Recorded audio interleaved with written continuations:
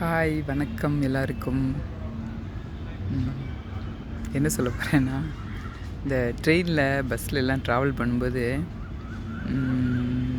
Bus ஏறிட்டு train ஏறும்போதே கையில் ஃபோனோட தான் ஏறுவாங்க. இந்த பக்கம் ஹேண்ட்பேக் போட்டிருப்பாங்க, சுடிதார் ஷால் தொங்கிகிட்ருக்கும், கையில் ஃபோன் இருக்கும். ஷால் கீழே தொங்கினா பிடிக்கணும், ஹேண்ட்பேக்கும் கீழே விழக்கூடாது, கையில் ஃபோனு பிடிச்சி ஏறுவாங்க. இது எவ்வளோ நல்லதுன்னு நினைக்கிறீங்களா? அப்படிலாம் செய்யவே கூடாது. ஃபோனை பேசி முடிச்சிங்க அப்படின்னா உள்ளே வச்சுருங்க, பேக் உள்ளே வச்சுருங்க. இப்போல்லாம் ஈஸியாக ஃபோன்லாம் காணாமல் போகுதுன்னு தெரியும் உங்களுக்கே, படிச்சுட்டு போயிடுறாங்க கையில் வச்சிட்ருக்கத.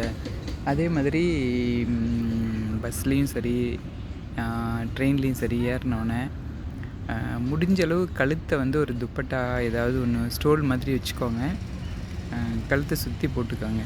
ஃபோன் விற்கிற வேலைக்கு எவன் நல்லவன் எவன் கெட்டவன்லாம் தெரியாது, பொம்பளைங்களும் தான். எந்த பொம்பளை திருட வந்திருக்கு, எந்த பொம்பளை ட்ராவல் பண்ணுது தெரியாது. அதனால் நம்மக்கிட்ட இருக்க பொருள் தொலைஞ்சி போச்சுன்னா அது திருப்பி கிடைக்கிறது அவ்வளோ சீக்கிரம் கிடைக்காது, கஷ்டம். அதனால் ஏன் இருக்க பொருளை காணடிச்சிட்டு நம்ம கஷ்டப்படுவானே. அதனால் நம்ம சேஃப்டி நம்ம கையில் தான். கழுத்தில் முதல்ல ஒரு ஸ்டோல் போட்டு சுற்றி வச்சுக்கோங்க. வெளியில் அது விசிபிலிட்டி இருக்கக்கூடாது, இப்படி பார்க்குறவங்க கண்ணை உறுத்தக்கூடாது. நகை போட்டிருக்கிறது உறுத்துச்சுன்னா தானே அதை பறிச்சுட்டு போகணுன்னு தோணும் உங்களுக்கு.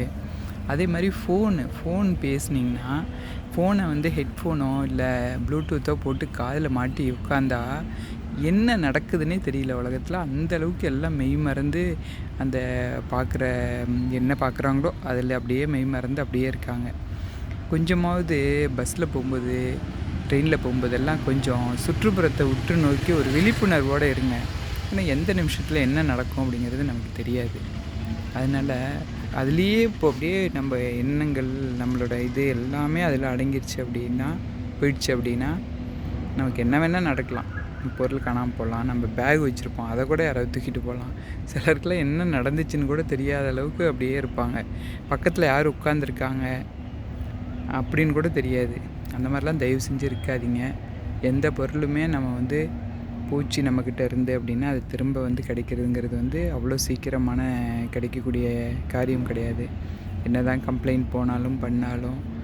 அதனால் ஏன் இருக்கிறத விட்டுட்டு, அதாவது நம்மக்கிட்ட இருக்க பொருளை தொலைச்சிட்டு மறுபடியும் அதை தேடுறதுக்கு பதிலாக தொலைக்கிறதுக்கு முன்னாடி கொஞ்சம் விழிப்புணர்வோடு இருந்தோம் அப்படின்னா நம்மளையும் பாதுகாத்துக்கலாம், நம்ம பொருளையும் உடைமைகளையும் பாதுகாத்துக்கலாம்.